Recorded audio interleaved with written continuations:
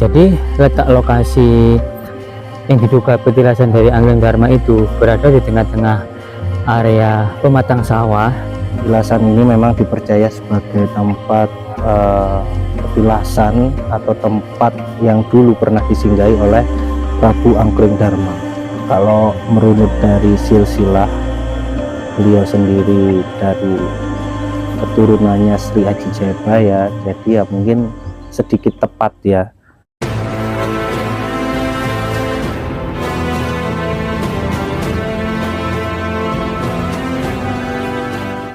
Assalamualaikum warahmatullahi wabarakatuh. Salam budaya, salam sejahtera, rahayu.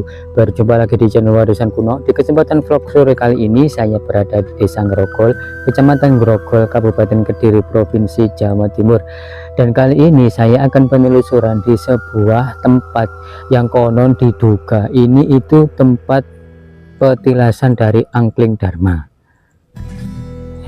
Mungkin sebagian teman-teman sudah tidak asing lagi ya dengan sosok legenda tersebut. Soalnya kan sosok Angling Dharma ini kan sudah itu dibuatkan film ya, film kolosal yang sudah tayang di TV-TV itu teman-teman. Jadi kali ini saya akan penelusuran di sebuah petilasannya yang berada di Kabupaten Kediri. Jadi letak lokasi yang diduga petilasan dari Angling Dharma itu berada di tengah-tengah area pematang sawah. Nah, jadi di sini ya, di sini sudah kelihatan, di sana ya ada sebuah cungkup yang bentuknya sangat bagus sekali ya. Kalau kita lihat dari sini, diberi genteng berwarna merah.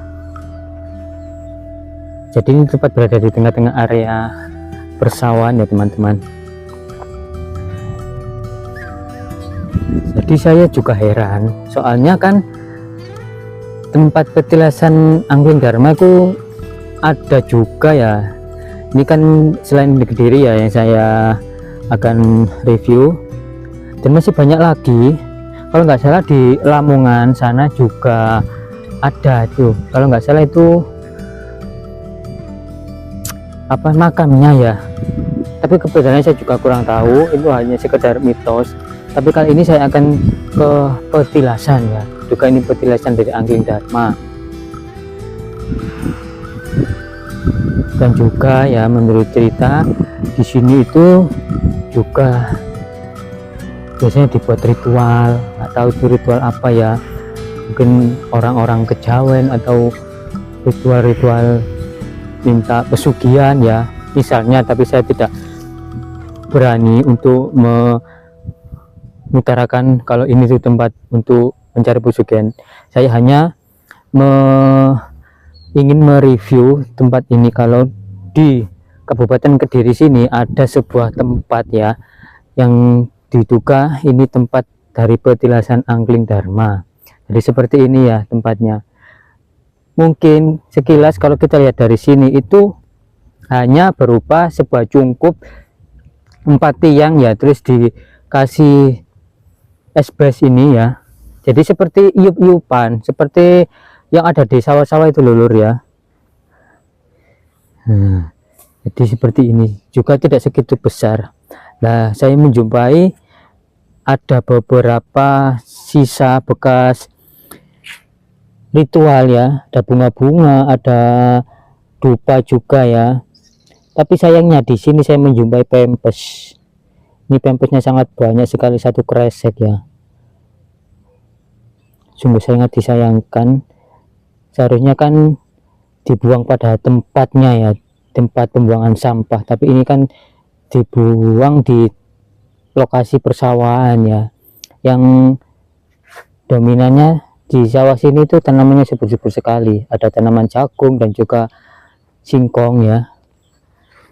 Jadi di sini ya diduga konon tempat petilasan dari Angling Dharma, yaitu sosok raja lah ya, era zaman kerajaan zaman dahulu, zaman kerajaan atau apa ya.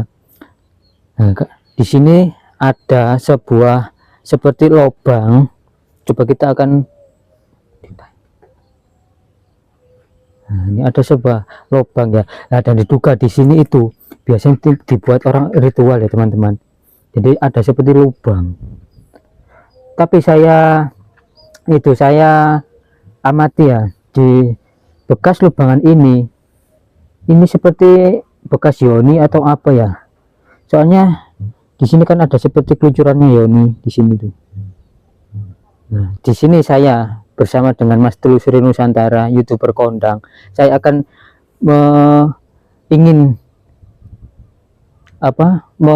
bertanya-tanya kepada beliau, soalnya kan beliau lebih tahu ya, istilahnya sedikit ceritanya dari tokoh Angling Dharma dan tempat petilasan ini ya. Ini gimana Mas, sedikit cerita tentang petilasan yang ada di Kediri sini ya.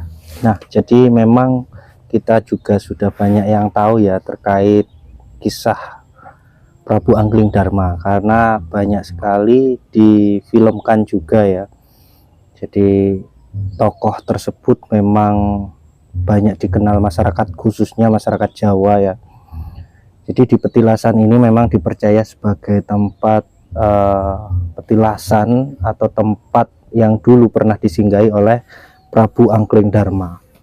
Nah, jadi lokasi ini pun sampai saat ini juga masih dikeramatkan begitu oleh kalangan penganut kejawen begitu ya.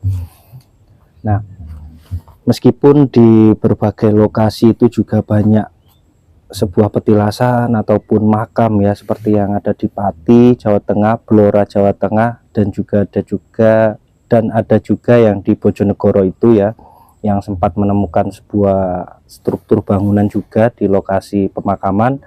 Di Kediri ini juga mempunyai sebuah petilasan yang dianggap masyarakat petilasan Prabu Angling Dharma. Nah, jadi kalau kita merunut dari sebuah serat tentang Angling Dharma atau yang menceritakan Angling Dharma, beliau itu merupakan keturunan dari Sri Aji Jayabaya. Lebih tepatnya Sri Aji Jayabaya itu mempunyai anak yang bernama Pramesti.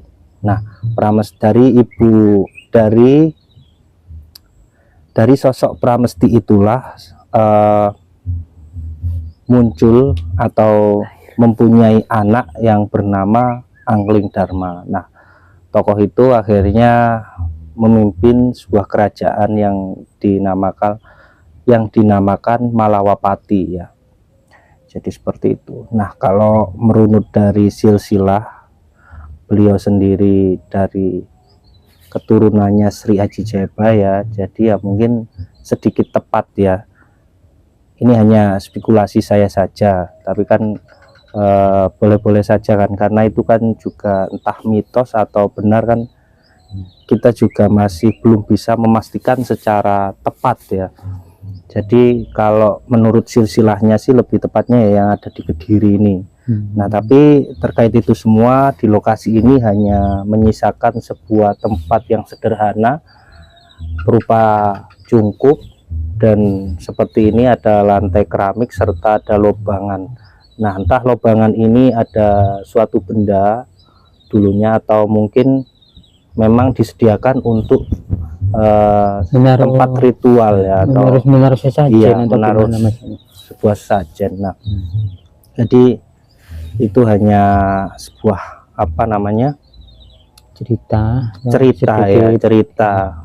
cerita tutur begitu ya, yang semua juga belum bisa dipastikan karena petilasan beliau juga banyak ya.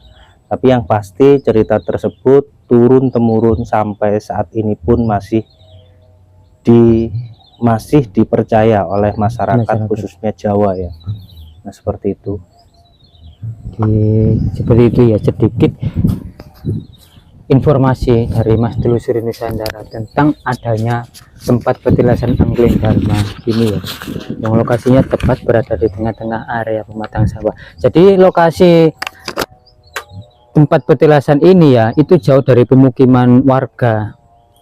Jadi saya untuk menuju ke tempat ini, saya itu melewati galengan ya, itu jalur yang bisa dilewati hanya satu motor saja, jadi tidak bisa untuk saliban. Dan juga tidak ada akses untuk jalan yang lebih enak ya istilahnya ya. Jadi kita harus melewati sebuah pematang sawah. Mungkin segitu saja ya untuk penelusuran kami kali ini. Jangan lupa untuk like, komen, dan juga subscribe channel Warisan Kuno. Terima kasih, salam budaya, salam sejahtera, rahayu, rahayu, rahayu.